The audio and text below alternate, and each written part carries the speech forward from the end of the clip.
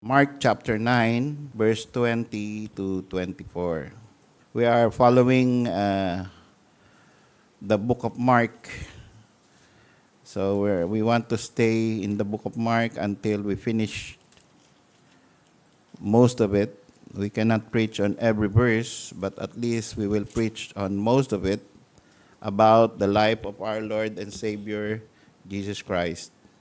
In Mark chapter 9, verse 20, we can see a father who cared for his son, and we can see the heart of this father, and we want to be like this father and more than this father. In Mark chapter 9, verse 20, and they brought him unto him, and when he saw him, he straightway the spirit tear him, and he fell on the ground and wallowed, foaming. And he asked his father, How long is it ago since this came unto him? And he said, Of a child. And oft times it had cast him into the fire and into the waters to destroy him. But if thou canst do anything, have compassion on us and help us. Ito pong nangyari dito ay isang ama na dinala ang kanyang anak sa harap ng Panginoon. At ito ay malungkot na istorya dahil itong tatay na ito ay nakikita niya yung kanyang anak na sobra ang pagdurusa. Walang tatay na makakatiis na mula pagkabata hanggang sa lumaki na, ang iyong anak ay ganito ang nangyayari. Ano bang nangyayari? Sabi, when they brought the child to Jesus, the spirit, there is an evil spirit who tear him.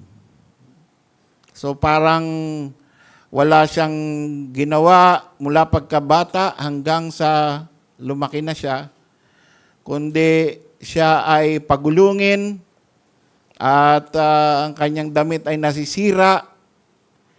Siya ay parang itinatapon sa lupa. At kapag bumagsak na siya sa lupa, meron siyang nagbubulang bibig. Wallowed, foaming. Naliligo siya sa kanyang sariling suka at yung kanyang bibig ay bumubula. At ito ay simula ng pagkabata. So nakakaawa kung ikaw ay isang tatay na maawa ka sa anak mo at titiisin mo, gagawa ka ng lahat ng paraan para mapagaling yan. Ilalapit mo sa lahat ng ospital, ilalapit mo sa lahat ng manggagamot. But this time, they met Jesus. And that is the final solution to their problem. But let's talk about the 4 characteristics of a good father this morning. There are many fathers on our country, but there are very few good fathers. The tragic absence of good fathers in our homes cause a direct increase in bad children and even in criminal-minded children.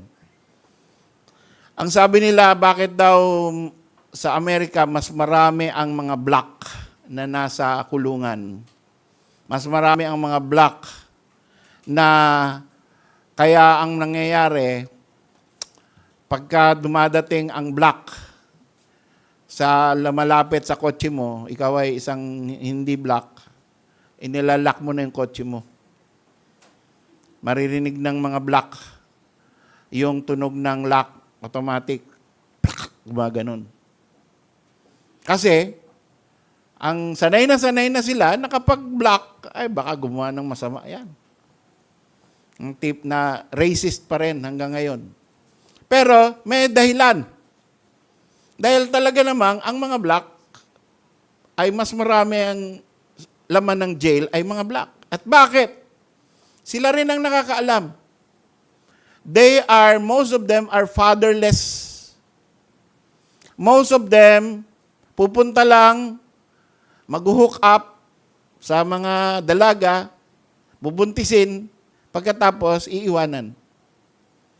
Very rare sa kanila yung naninindigan. Ay yung matinding black. Kahit si Obama, no? Ay hindi maganda ang kanyang childhood. Ang nagpalaki sa kanya, hindi niya tatay. Nanay niya at saka ibang lalaki. At ganun din yung yung isang doktor na pinakamagaling na doktor sa John Hopkins Hospital na black na naging Ministry of Housing or Department of Housing. Ay ganun din, nanay niya lang ang nagpalaki sa kanya. So, we have this kind of phenomenon and here ay halos nagkakaroon na rin tayo ng ganyang klase. Kaya yung recently sa Tacloban na bumarel at may hawak na barel, isipin mo, kung maayos yung pamilya na yun, maayos yung tatay nun, makakahawak ba ng baril yung bata na yun? Kung ikaw ay maayos na ama, hayaan mo lang ba yung baril mo na mahahawakan ng anak mo na minor de edad? Ako ay nagkaroon ng tatay at may baril siya. Tuwing New Year ko lang nahahawakan yun. Papuputukin namin, isang beses lang, bibigyan niya ako ng bala, papuputukin ko, galit na yung nanay ko kasi ba't ako pinapahawak ng baril. Tapos pinapanood niya ako habang pipindutin ko, nakaumang ako sa pader. O sige anak, paputukin mo na. Happy New Year. Tapos pag gano'n, pak! Okay na, Happy New Year. Akin na yung baril. Galit na nanay ko. Ang yabang-yabang nito. Galit yung sa tatay ko. Nag-aaway sila. Dahil hindi daw dapat pinapahawak sa minor. Pero at least monitored. At kinukuha agad. So, ito ay hindi nilak. Kaya nakapatay. So we can see that there are absence of good fathers even in our country. Kaya habang yan ay dumadami ang live-in, habang dumadami ang broken marriage, at ngayon meron ng bill sa Congress na magbabayad, babawasin sa sweldo yung mga naanakan. Kung ikaw ay tatay, tapos hindi mo paninindigan yung anak mo, pwedeng magdemanda yung nanay para kaltasin automatic yung sweldo mo, kakaltasan. Kaya masusustentuhan sila. Sa isip, maganda yun. Maganda yun. Wala nang makakawawa ng mga bata. Sila ay masusustentuhan ng tatay nila na irresponsable, na nagpakasal sa iba or na iwan. Pero, nangyari na yan sa Amerika. Alam nyo ginagawa? Dahil sa, alam ba, pulis. No? Pulis yung tatay. So, nakaanak siya. Ang gagawin nun, dahil halos kalahati nung sahod niya, wala na nangyayari sa buhay niya. Kalahati ng sahod niya, nakukuha ng pamilya niya na hindi naman niya kasama. Minsan, ayaw pang pabisitahin. Maglalasing, mag-quit na lang sa trabaho. At hahanap na lang ng ibang klase hanggang maging homeless na siya. Dahil sa sobrang nakakasama ng loob yung meron kang sinusustentuhan, hindi mo kasama, ayaw pa man pahawak sa iyo yung anak mo. Pero, yung sahod mo, kinukuha nila. Diba? Nakaka-depress. So, yan din mangyayari dito. Sa umpisa, maganda intention. Kaya lang, in the end, devastation din. Anyway, The Bible makes it clear that all men are naturally depraved.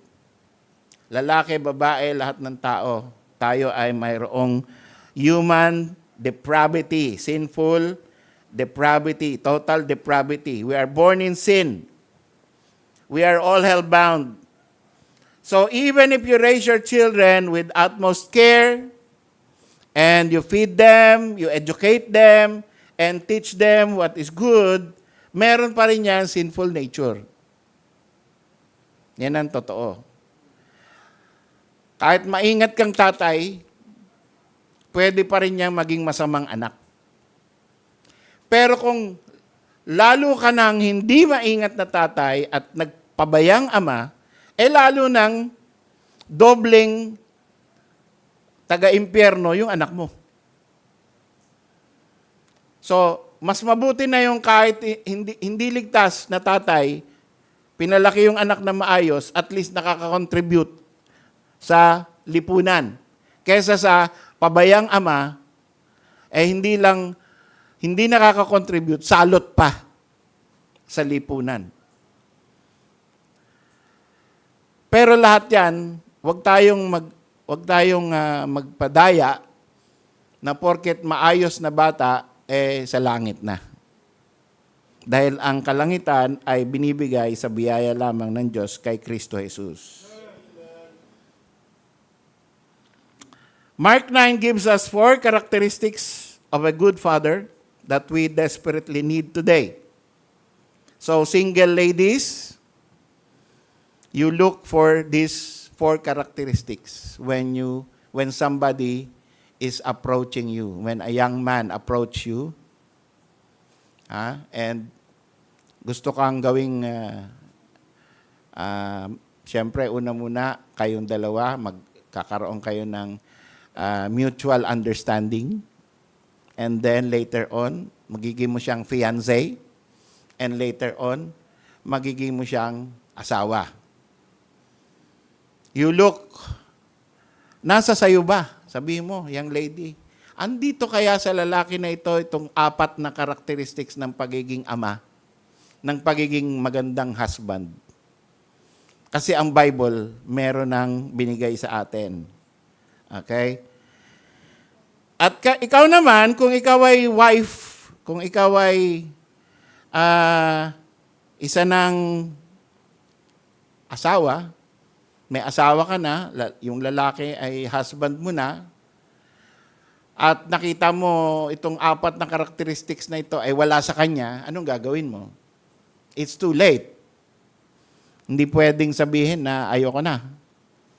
Hindi ka pumasa doon sa preaching ni pastor. So, hiwalay na tayo, annulment na tayo. No.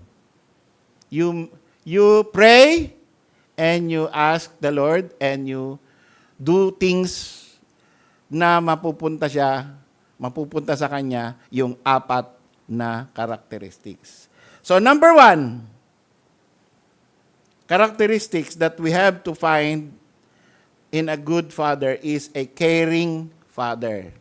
Lahat to nag-umpisa sa letter C. Caring father.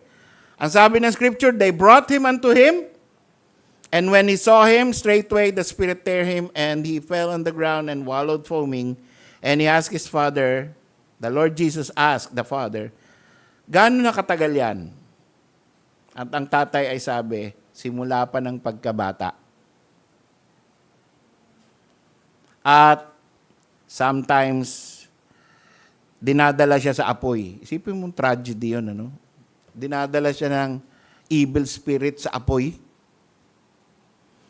at sa tubig to destroy him.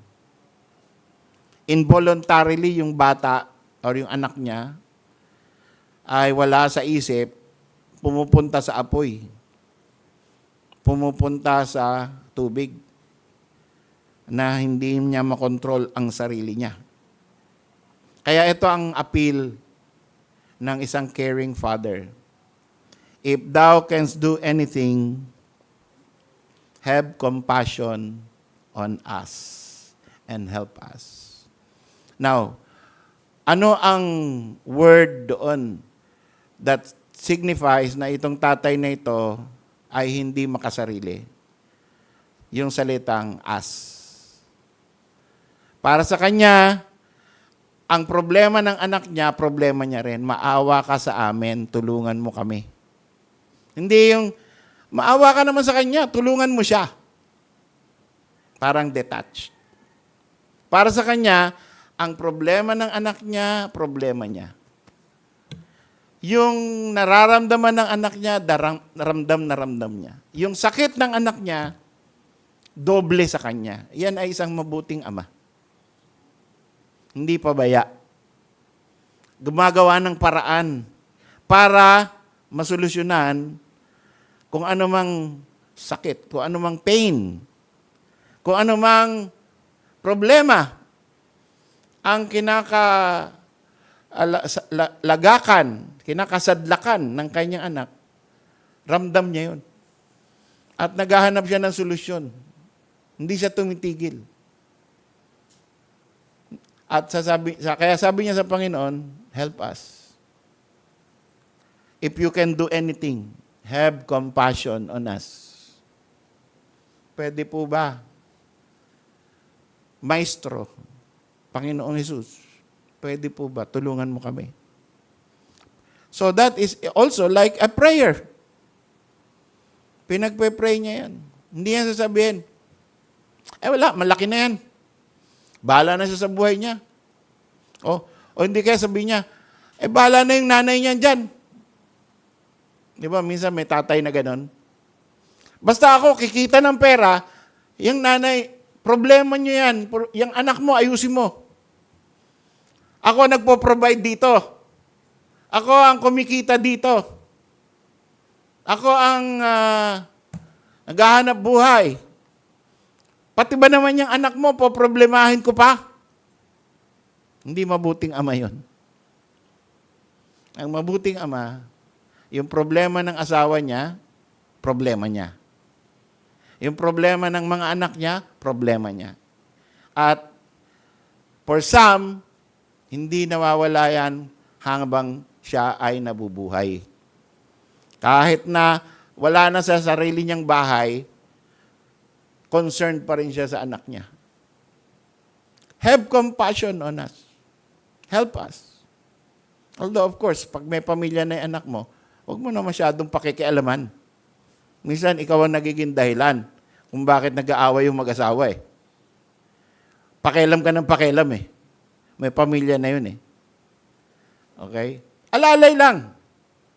Iba yung alalay sa nakikialam. Pero andun ka lagi. Pero lalo na kung nasa poder mo pa, no? Ay, nagawa ka paraan para, may problema ka ba anak? Malungkot ka yata. Wala ka yatang ganang kumain. Ano ba problema? Alalay at compassion. Ilalapit mo doon sa mga merong kakayanan.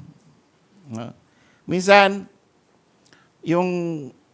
nararamdaman ko yan, hindi lang sa mga anak ko, kundi sa buong church.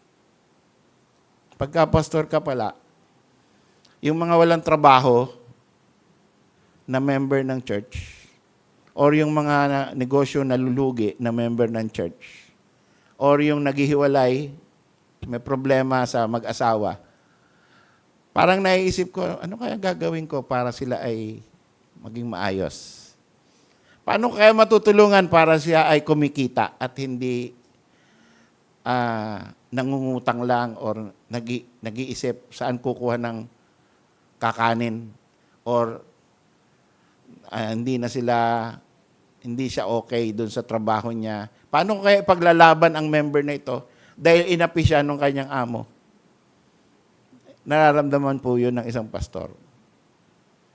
And pinagpe-pray niya, Lord, have compassion on that member of our church. Pero hindi na natin alam yun eh. Hindi na natin alam yun eh. Iniisip lang natin yung sarili natin. Pero hindi natin alam, somebody is praying for you.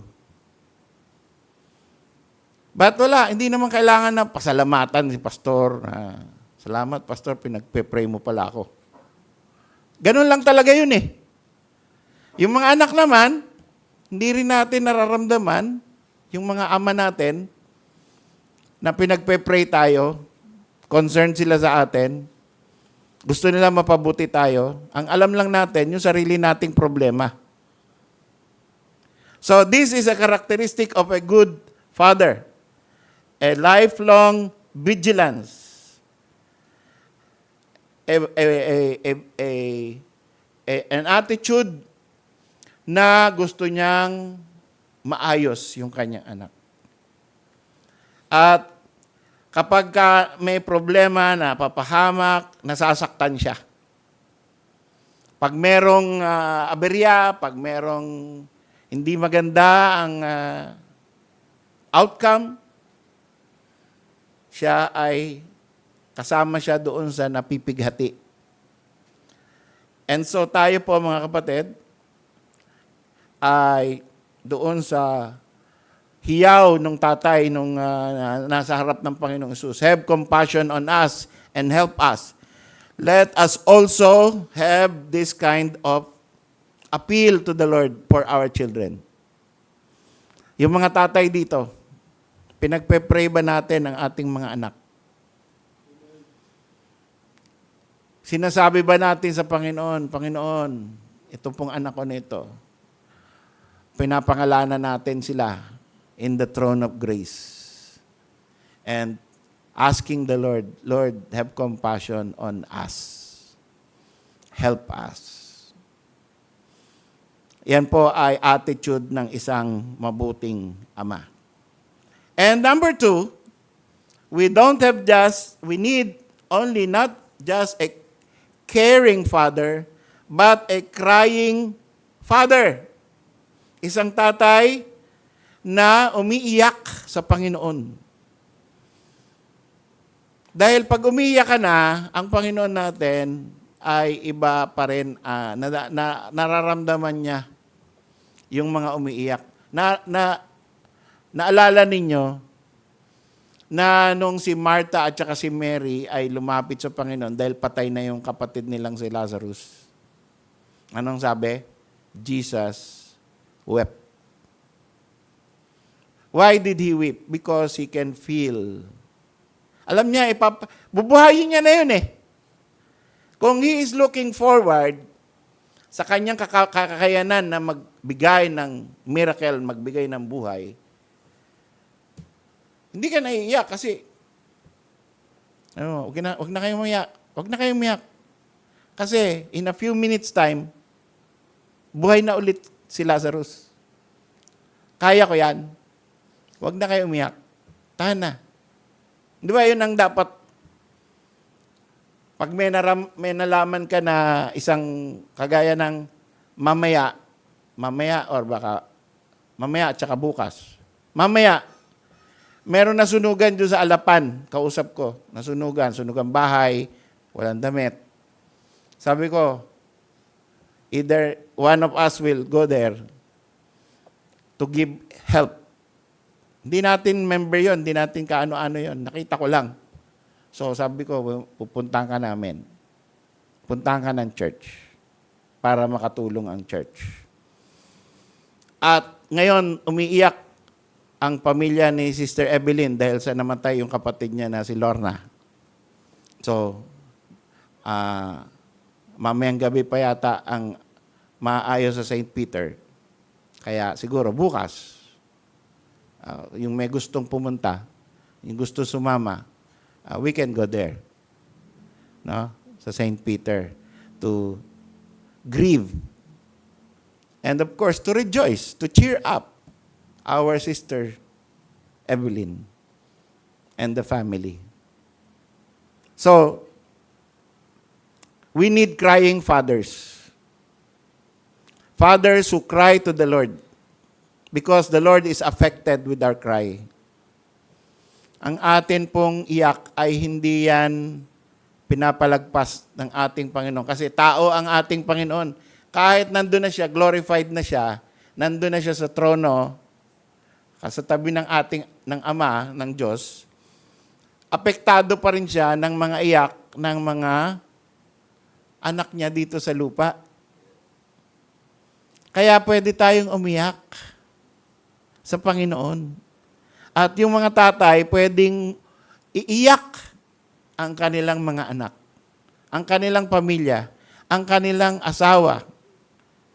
Ano man ang problema sa pamilya, gamitin mo yung privilege of crying to God. At ito ang iyak nitong tatay na to. Straightway the father of the child cried out and said with tears. Kasi tinanong siya ng Panginoon naniniwala ka ba na kaya kong pagalingin ng anak mo? Kaya straightway, nung nalaman niya na ito na ang pagkakataon, gagaling na yung anak ko. Ito na. Kaya lang kulang yung pananampalataya ko. Hindi sapat. Kung babasihan sa aking desire, sa aking pananampalataya, sa lakas na nararamdaman ko, kulang.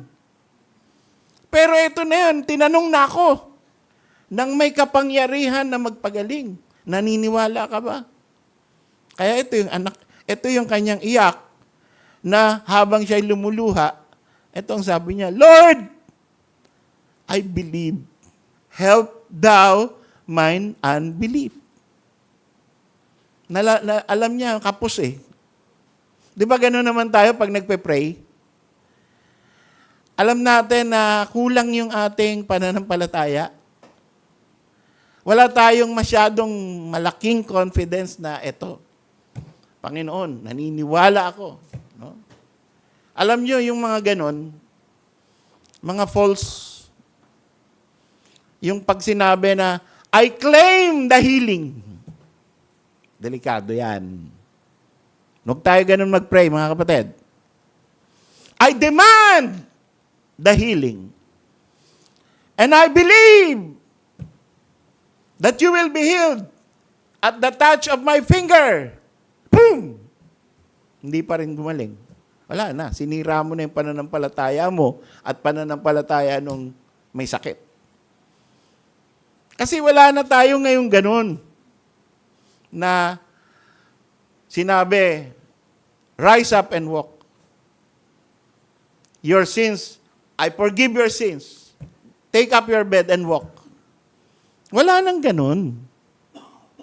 So, naramdaman na yan itong tatay na ito. Sabi niya, Lord, I believe.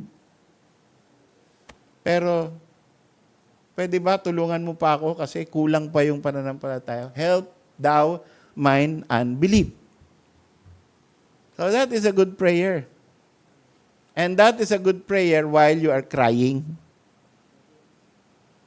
And while you're a father who is concerned about the situation of your child.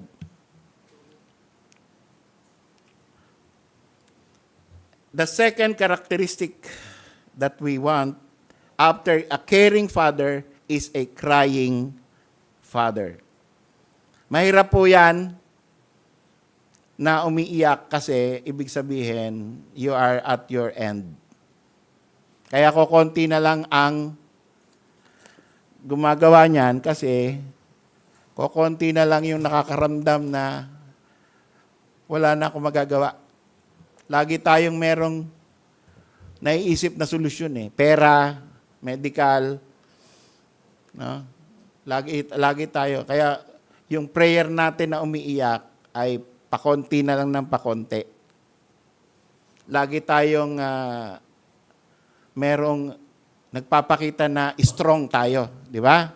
Yung mga tatay, nagpapakita na hindi ako iyakin, hindi ako mahina. Pero maganda rin pala na nagpakikita ka ng kahinaan sa harap ng Panginoon. No?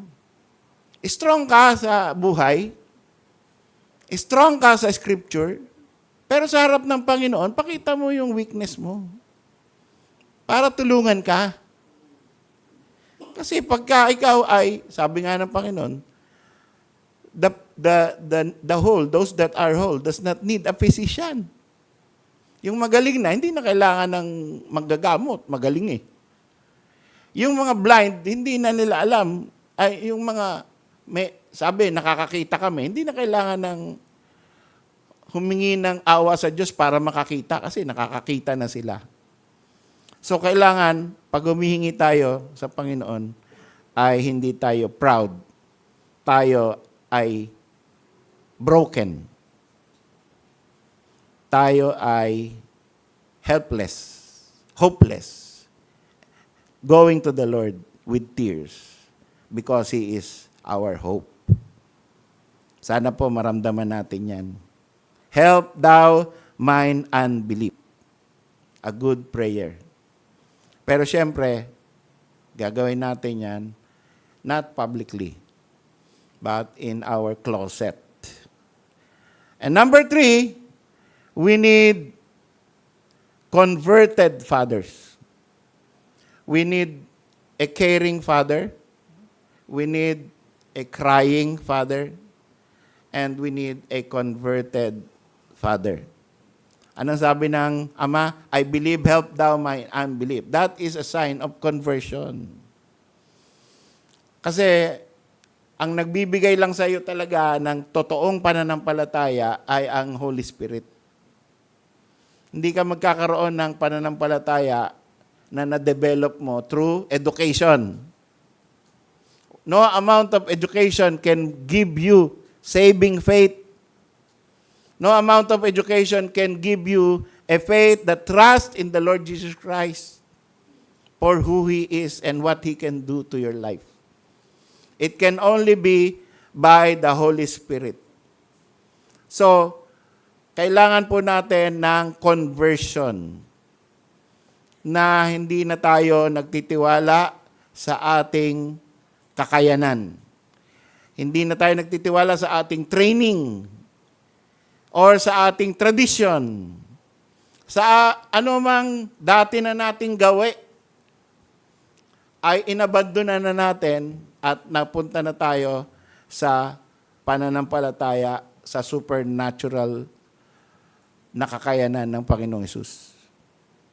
We need converted fathers.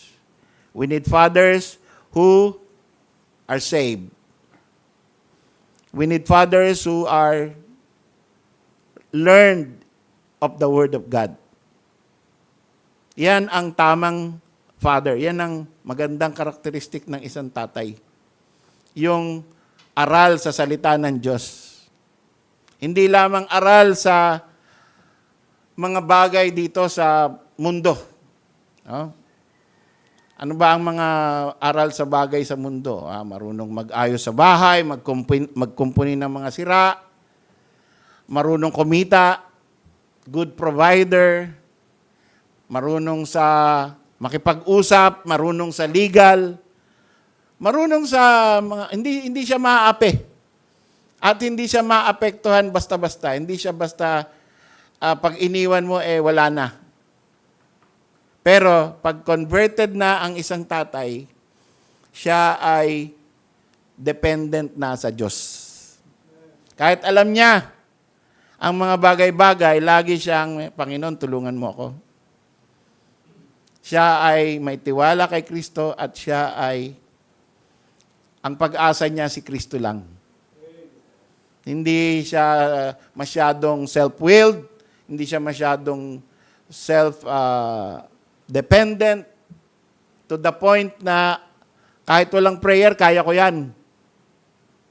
Minsan ganun pagka masyado kang magaling, pagka masyado kang confident sa kakayanan mo, alam mo na isang click lang, tapos na yung problema.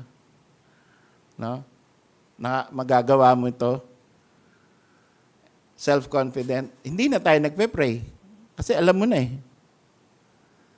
So, yun po. Kailangan natin ng alisin natin yung incorporate natin sa ating daily life na kahit alam mo na yan, pinapanalangin mo pa rin. Convert natin yung ating isip na tayo ay nakasalalay ang lahat ng bagay sa Panginoon. Hindi sa kamay natin. Ganon din naman sa ating mga, minsan impatient tayo. Pag merong sumaling ng ating pride, minsan tayo ay mabilis magalit. Convert din natin yun. Na imbis na away, imbis na galit agad, ay ipinapasa Panginoon muna natin. Lord, ano ba gagawin ko dito sa tao na ito? Inaaway ako. Lord, ano ba gagawin ko dito sa anak ko? Hindi marunong maggumalang sa tatay. Ano ba gagawin ko dito sa asawa ko? Na hindi ako tinatrato with respect. Ano bang gagawin ko dito sa kapitbahay ko? We need converted fathers. Fathers who know how to ask the Lord first before action. Minsan action agad eh. Minsan galit agad. Minsan ay banggaan agad. Pagka ikaw ay isang converted na, ang iyong ugali, mas maganda para sa kingdom of God. Mas maganda ang testimony mo. Lastly, we need caring fathers. We need converted fathers. We need crying fathers. Lastly, we need Christ-like fathers. Jesus said unto him, if thou canst believe, sa Mark 9:23, if thou canst believe, all things are possible to him that believeth. If we believe in Christ, if we are Christ-like, if we are following the Lord Jesus Christ, then we can be a good father. We rely on the promises of God. We are standing on the promises of Christ. All things will then be possible. Dahil ang ating Diyos is the God of the impossible.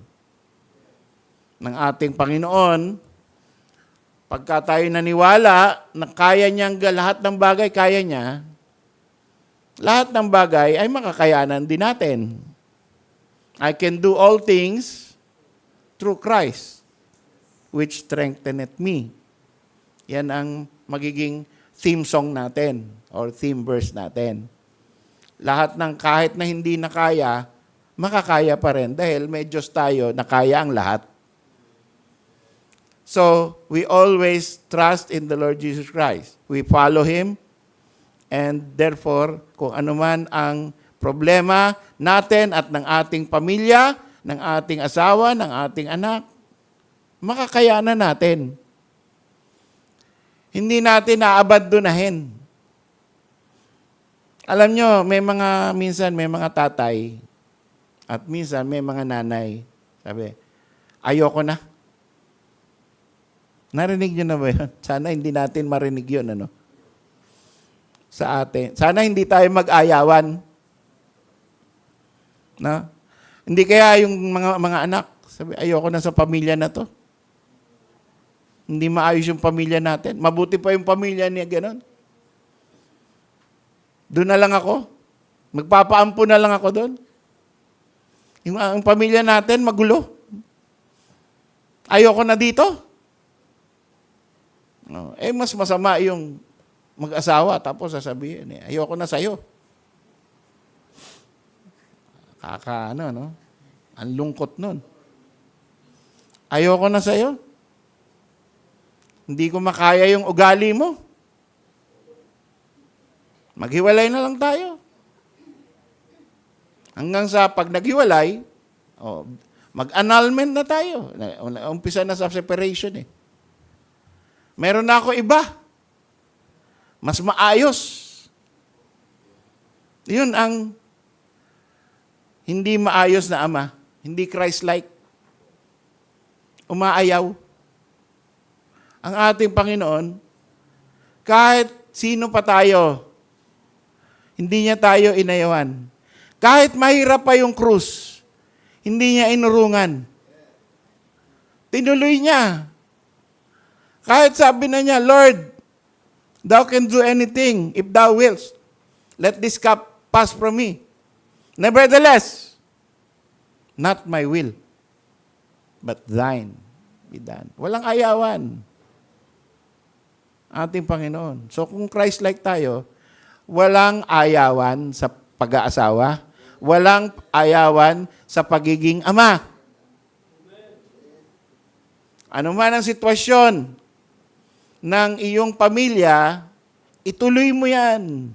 Itaguyod mo yan.